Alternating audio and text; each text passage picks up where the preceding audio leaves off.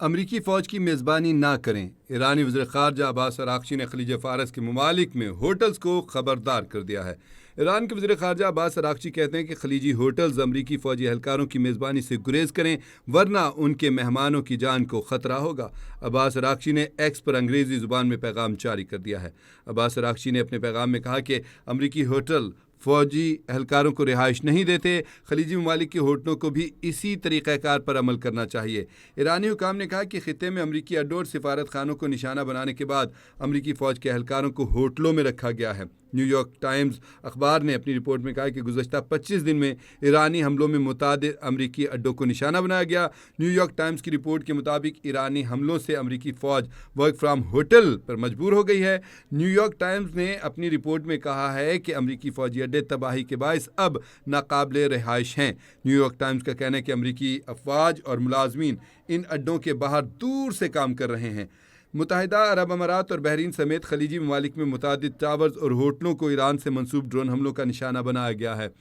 ایران کے وزیر خارجہ عباس عراقچی نے خلیج فارس کے ملکوں میں ہوٹلوں کو خبردار کر دیا ہے کہ امریکی فوج کی میزبانی نہ کریں ورنہ ان کے مہمانوں کی جان کو خطرہ ہوگا۔ آپ کو بتائیں کہ امریکی تنصیبات کے اوپر ایران کی طرف سے مسلسل اور تابڑتوڑ حملے کیے گئے ہیں، جس کے باعث امریکی فوجی اڈے بری طرح سے تباہ برباد ہو گئے ہیں۔ وہاں پہ ان کی رہائش گاہیں تباہ برباد ہو گئی ہیں۔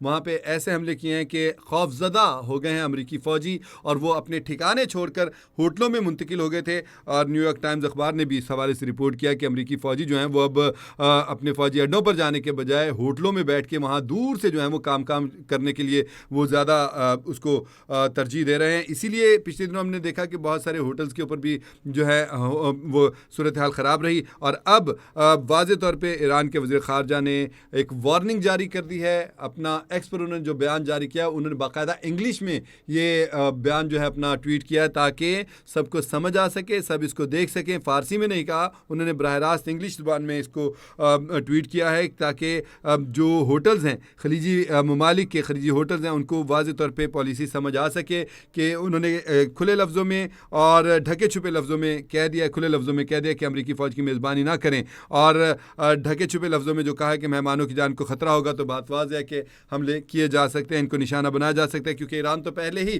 یہ بات کہہ چکا ہے کہ جہاں جہاں امریکی فوجی ہوں گے، امریکی فوجی اڈے ہوں گے، امریکی تنصیبات ہوں گی، ان کو نشانہ بنایا جائے گا۔ اس کے ساتھ ساتھ انہوں نے ایرانی حکام نے ایک اور بات واضح کی ہے کہ جس طرح خطے میں آپ کو بتائیں کہ انہوں نے کہا کہ جس طرح امریکی ہوٹلوں میں فوجی اہلکاروں کو رہائش نہیں دی جاتی، خلیجی ممالک ان کی ہی پالیسی کو اپنائیں اور اسی طریقہ پر عمل کریں۔